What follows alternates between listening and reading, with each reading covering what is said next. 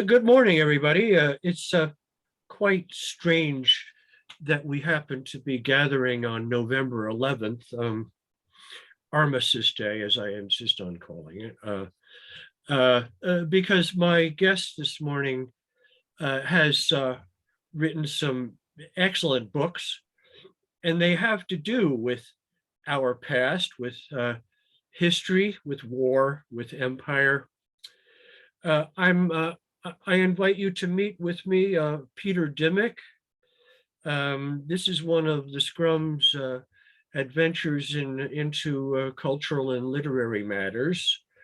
Um, and Peter has written three very splendid, very singular novels. And I've asked him on not only because I have known him for a very long time, but because he answers for me a question that, in all honesty, nags me quite a lot of the time. What do we do after our critique of empire? What do we produce culturally uh, as a matter of addressing our age other than critically? What do we do? What is our art? What are our literary productions, our musical productions, and so on and so forth, right? What do we create? Where's our beauty? Peter answers this question for me. These books are formally innovative. They are written in a way that speaks directly to us in our language. The prose is splendidly lyrical, moving from very hard factual passages to something approaching poetry, in my view. And maybe most important to me, they never lose sight of history, of politics, of the realities of empire, and what we are to do and think about these things. Here are the books, very briefly. One is called, the visuals here are not brilliant, but one is called A Short Rhetoric for Leaving the Family. That's Peter's first novel, 1998, as fresh as it was the day it was published. The second is called George Anderson, Notes for a Love Song in Imperial Time, possibly my favorite title. And the third came out just a few months ago. It's called Daybook from Sheep Meadow, the Notebooks of Tallis Martensen. Peter, welcome. Happy to have you here. Patrick, it's a great pleasure and a great honor to be with you and to have the chance to introduce my writing to your listeners. That's our point. I want people to know about your work. First question. I have said to you many times in conversation, you're not unfamiliar with the thought. I see an arc to these novels, a sort of oneness or unity. We've discussed the fact that you've, by design or otherwise, written a trilogy. Can you talk about that? The one, what is it that binds these books together? What are we looking at here all together, right? Yeah, it was not designed as a trilogy, but from a very young age, I wanted to be a historian. I thought, and I was fascinated by history, especially my father is a classicist, so especially the history of ancient Greece and Rome and Roman Empire, and also devoted to sort of the American narrative of history. That is, that there was something as a child I absorbed, which was that the American narrative of the national story was that it was in a way, a redemptive story of the completion and the redemption of history itself in the form of empire. Sure. Yeah. Okay. Continue. And my experience of my generation, or the sort of the actual history that we were living was disrupted, and it seemed to me, traumatic for all of our generation. I was born in 1950, of the Vietnam War, and the experience of the disillusionment of that project that we had inherited from the previous generation, who had, as we were told, had won World War II and had saved democracy, and had, in a sense, saved a progressive utopian promise of history that it would, in the secular world, in modernity, would complete a kind of religious project of a historical redemption, and that was embodied in the notion of American leadership, and therefore its story of a kind of universality of American values that would be completed in a kind of universal global democracy that it's hard to recapture now. But in the 50s, if we were white and middle class, we absorbed that structure without question, and without the kind of intensity and a kind of hopefulness that is very hard to recover now. But I come out of that world, and so this is a kind of, my first novel was trying to imagine the experience of a child of one of the architects of the Vietnam War, McGeorge Bundy, and I didn't know his personal history. It turned out I was right, that he did have a son who was 18 years old, as I was in 1968. Yeah. So what do we, as sort of the beneficiaries of this American history and this upper class kind of stewardship and possession of our story, what do we do when that story seems to collapse, when we become eligible to the draft?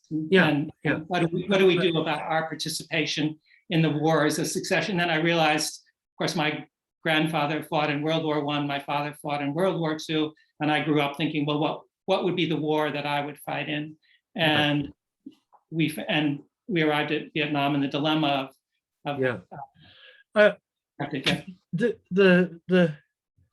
I want to say, the color you paint with is just what you said, the disillusioning of a generation, right? The post 50s triumphalist generation. Right? And I think it's a big reason why we're sitting here talking today, in a way, right?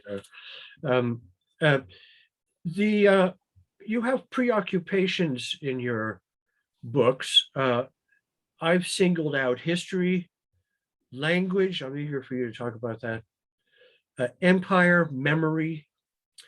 I want to talk about all of these in the course of our time together. But let's start with something you just said, McGeorge Bundy and so on, right? The novels have, by way of their shared devices and techniques, making a generality, an older man looking back, talking to others, maybe contemporaries, maybe younger people, as in the first one, right? You seem to be saying, here we are, this is what's left of our imperial adventures, the destructiveness of our follies. It's kind of after the fall, right? Here's where we are. Can you talk about that and why, what it means? I'll just short circuit this, the McGeorge Bundy figure in all three books, just to put it a little too simply. Yeah. It's a generation talking to another generation or something like that, right?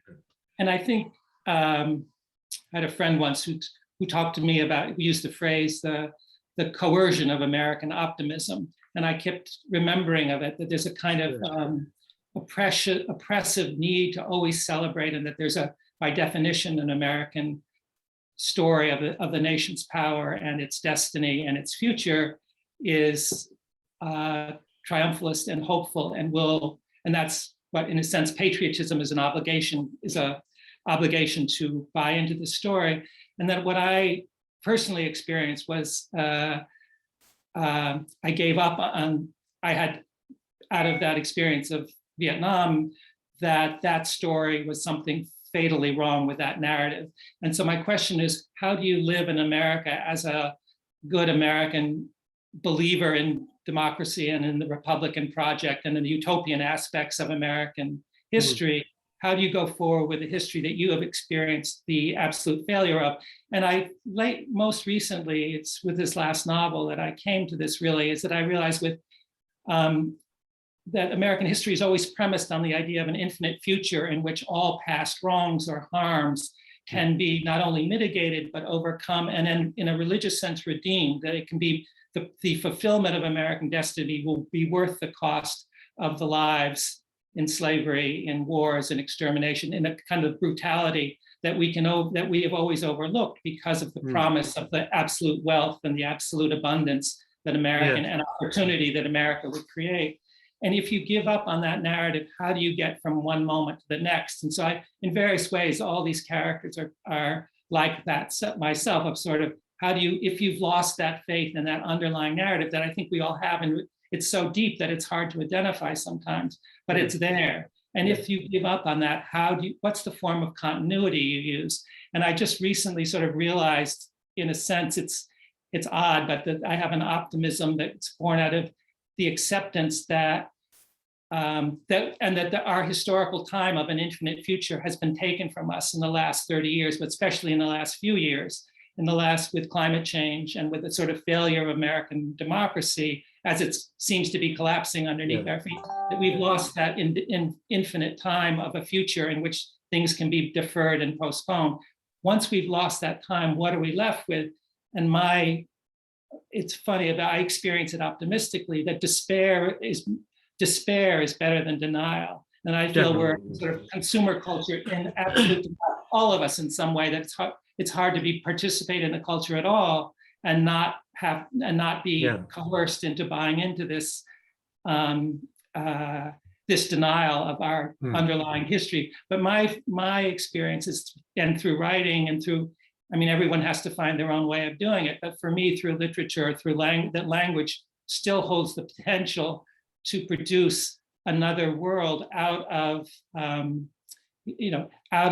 commitment through language and through the generativity and the creativity of language to create a way forward out of despair. That despair is a much richer world than denial. The denial is a dead world and goes nowhere. There's no future. Despair has the possibility through language of renovating itself into a kind of truth that will, it may not add a solution, it may not avoid catastrophe, it may not avoid civilizational failure, but it nevertheless possesses the generative power of whatever comes next, which we are in no position to know, but that we have the ability through language to create a future does not fulfill that is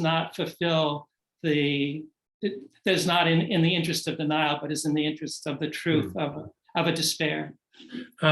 The things the questions you raise, I think they are questions that a very great many of us are struggling with.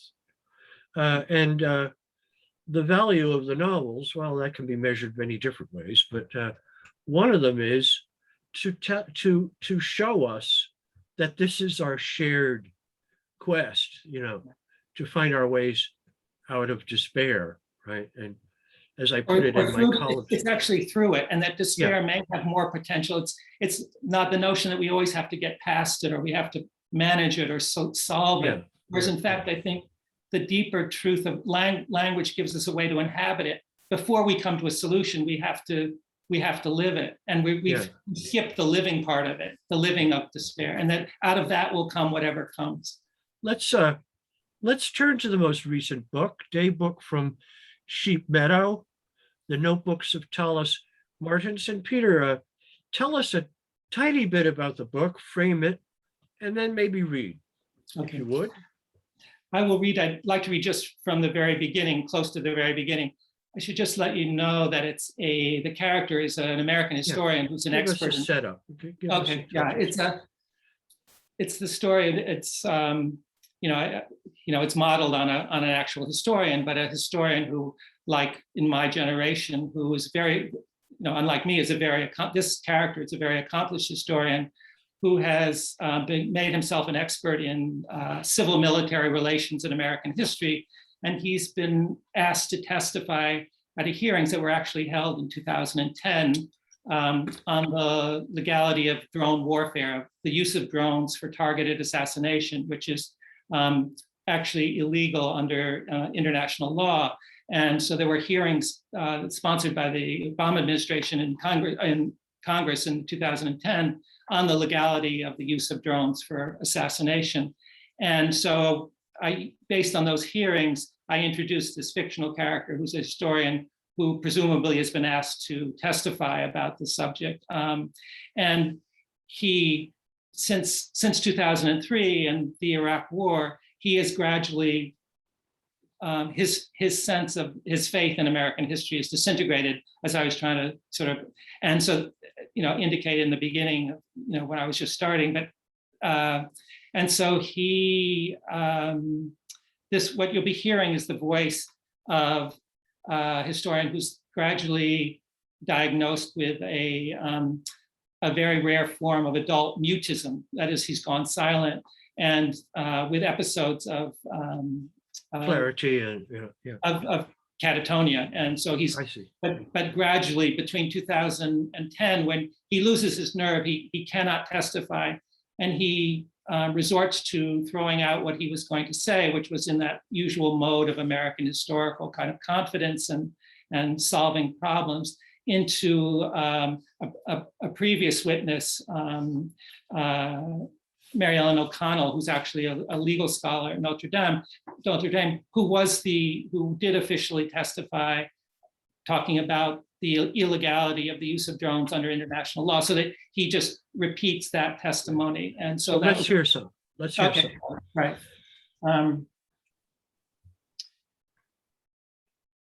These are from notebooks that Tallis Martin, since his name has been keeping since 2003, and his brother Christopher Martensen has been editing it and trying to create a collection of excerpts from these notebooks. And this is the very beginning of the novel. And this is the beginning of the novel. And this is the voice of Christopher Martensen, Tallis's brother.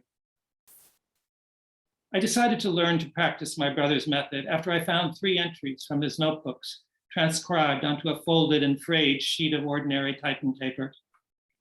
The folded white sheet lay loose inside one of the 3 boxes that held all 126 of his handwritten notebooks. I still often recite these entries to myself from memory. April 28th, 2004. This use of time, water over stones, the sound of it, as if this were victory, an overturning and uncovering, this catastrophe, this action, a gesture restraining apocalypse. For the ear, there is never an end to hearing, for the eye, never an end to seeing. Now is the time for order and for carrying children in our hearts like words, for speech in a landscape in which the painted bird sings, then flies. November 7th, 2004. Sweetness in the bone, a new kind of light, this failure of democracy and the success of empire, a lust past all possession fulfilled in light, a violence no one wanted to survive, an ecstasy of unanswerable force past every betrayed possibility of reciprocity. I felt my thought and ordinary ecstatic American perception become one.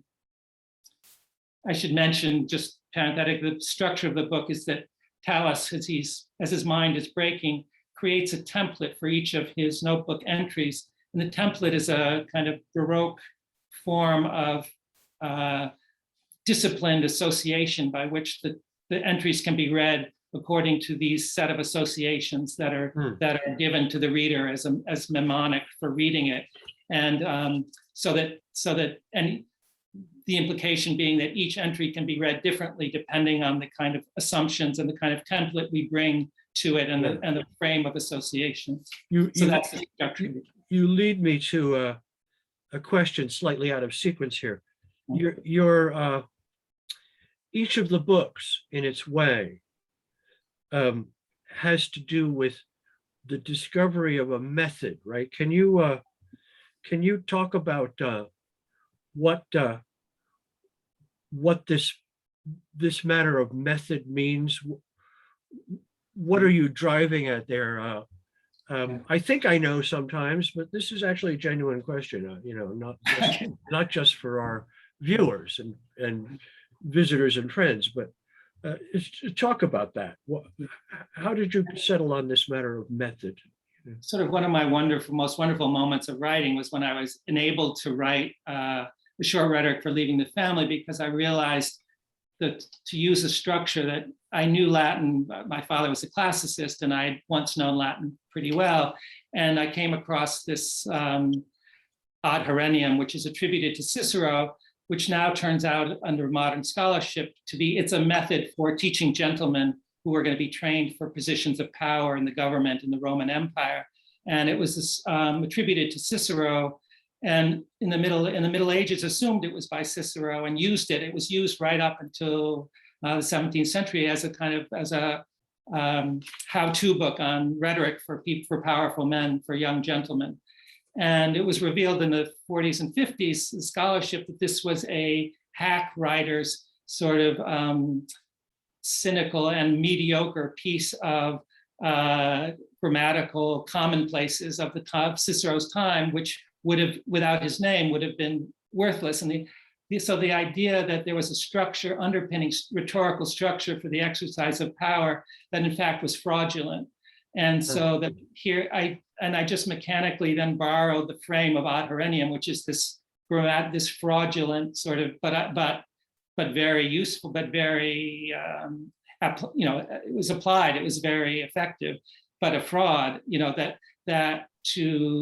so that the idea that all our structures of story have methods behind them, are structured by assumptions, are structured by all sorts of rules and inherited unexamined linguistic, rhetorical, moral, kind of philosophical assumptions, and that the premise of the character being that he's lost his faith in the narrative, he's lost his faith in the underlying structure of that narrative, and therefore he feels in a mad way beholden to create his own structure, which becomes quite arbitrary and quite useless except for himself. But in fact, that exercise of finding your own structure for a collective problem or personalized for a collective problem seems to me that then to try to reduplicate that in the process of writing and reading, when a reader reads it, can feel the madness, but then maybe to examine what are these, is a madness. Just a sec, Peter. Forgive me, everybody. 658-0243. Thank you. Hey, Patrick, this is Vlad. So I'm sending you a potential piece or lead into forum. Vlad, I'm recording now. Can I call you back? Please continue, Peter. Just to be short, that is that any narrative has a set of rules that are hidden or not exempt, and that in a failed civilization, people have to make up their own rules, and that's so. What's that like? So it's an experiment in making up your own mad patterns of assumptions by the narrative that you're using that are unreliable. Okay, thanks, Peter. Look, I want to talk about form because your novels are terrifically innovative.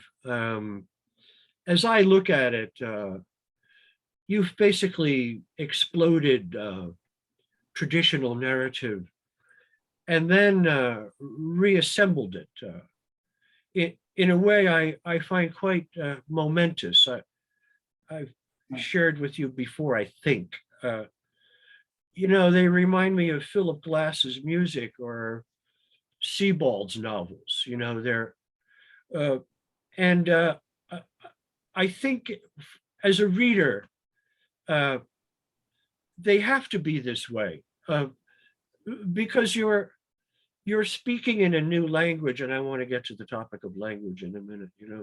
You're saying something new. It necessitates a new form. Can you talk about form in your novels and how you thought about it on the way in, or did it just happen on its own? This is the way it came out. Well, I think I can. It's a wonderful question.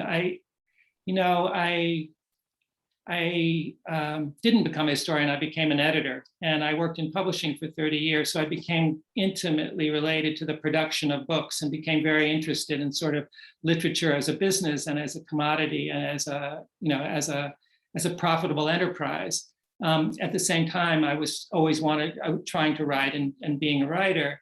And so I became quite interested, and it took me a long time after I left publishing and sort of became a writer full time, to realize that there was a world of that I was to distinguish the world of books and book publication and the whole apparatus of reviewing and read and sort of the commercialization of literature through bookselling and reading. And I realized what was important, and I was you know, part of all the publishing wars and the events in publishing and the sort of, you know, subordination of book publishing to other forms of media, to and to be books becoming accommodated to a kind of monetization of thought itself, I think, and the sort of being able to sell access to thought directly rather, and that reading didn't have to, anyway, that it changed reading profoundly, I think. And I realized that books, I think, you know, everyone talks about the problem or the need to take care of book publishing. And my realization was that what really mattered was reading, that books were not, and they were not the same thing.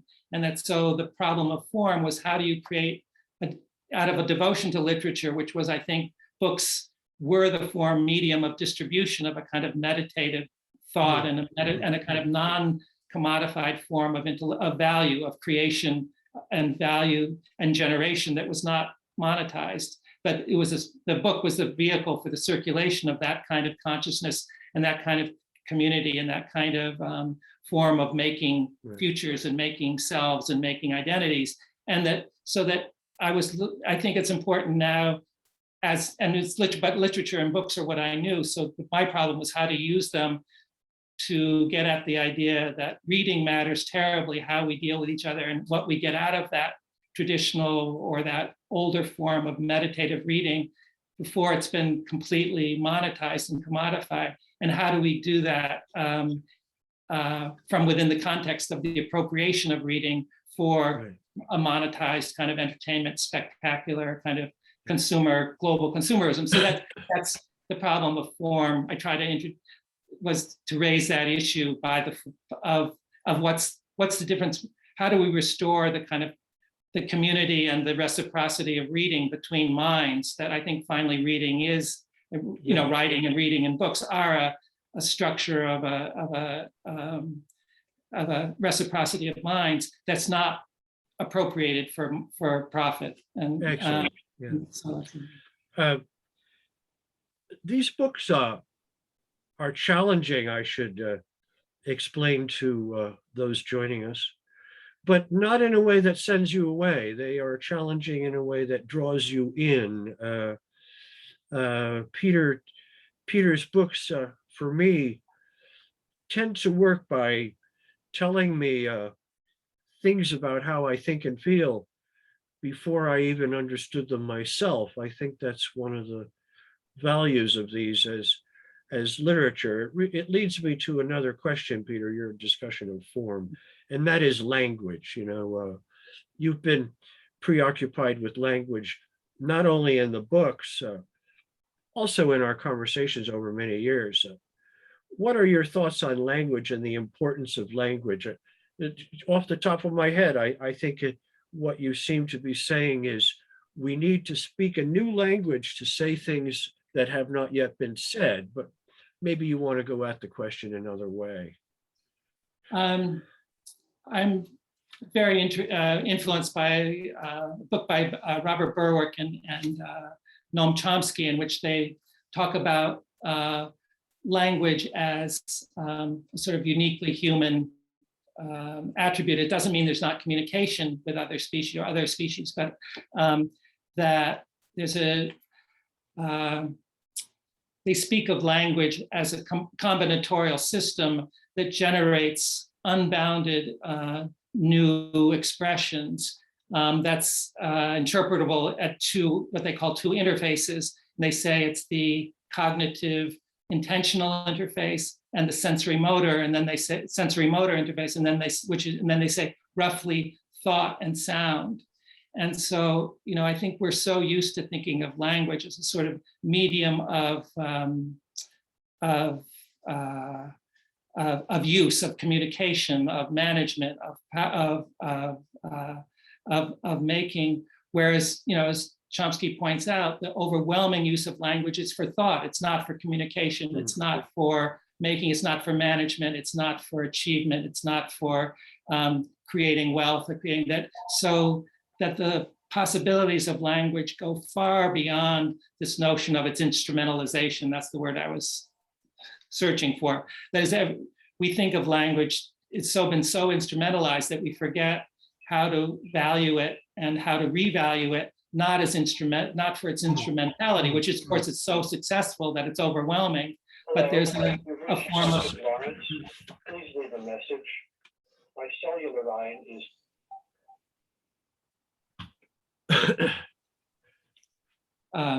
So to distinguish the generative and the creative properties of language outside of literature, outside of the institutionalizations of a book, and that we have to find new ways of, and I think that's the source of when we create value, and that's apart from monetization, outside the system of sort of domination and empire. If it will come through a creative use of language and the possibility, the generative, just the objective generative capacities of language, which we don't value enough. And I think that we have to find a way of getting to a place where we can learn to value those generative properties of language apart from its instrumentalization. It's a very valuable dimension of the books, I think. What you have to say. Well, yeah, and I just, the origin, the word poetry in the Greek origin, it's derived from the word that is simply to make. That is, poein is to do something, to make, to create, and so it's not, so that poetry isn't something specialized. Poetry is a use of language to make value itself. That's what I'm trying to say. Yeah. And I think we've forgotten that use of that understanding of language. I'm glad you use that word poetry, because I wanted to mention to those joining us that first passage Peter read is a perfect example of what I mean when I say the prose veers toward poetry at certain times. The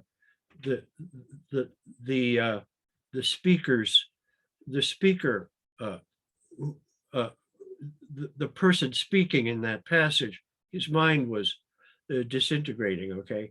And the phrases, when I first read that book in draft, it's hard to understand. And then I realized, or at least for me to absorb the novel, these passages are not necessarily to be read literally, they're poetry, right? The phrasing and stuff, right? Anyway. Yeah, and I'm one of my great inspirations is Osip Mandelstam, who lived in his version of it in the 30s under Stalin. What happens in the confrontation between poetry and unspeakable totalitarian sort of extermination, and he himself was tortured in the Lubyanka. So that, and I think he was broken by his torture, and that his poetry changes at that, but the poetry survives nevertheless. And so that, just as a figure, that we shouldn't forget that nexus, that we are in a similar kind of nexus at which, that between torture and poetry, that they don't survive each other, or they do survive each other. I think thank you for that.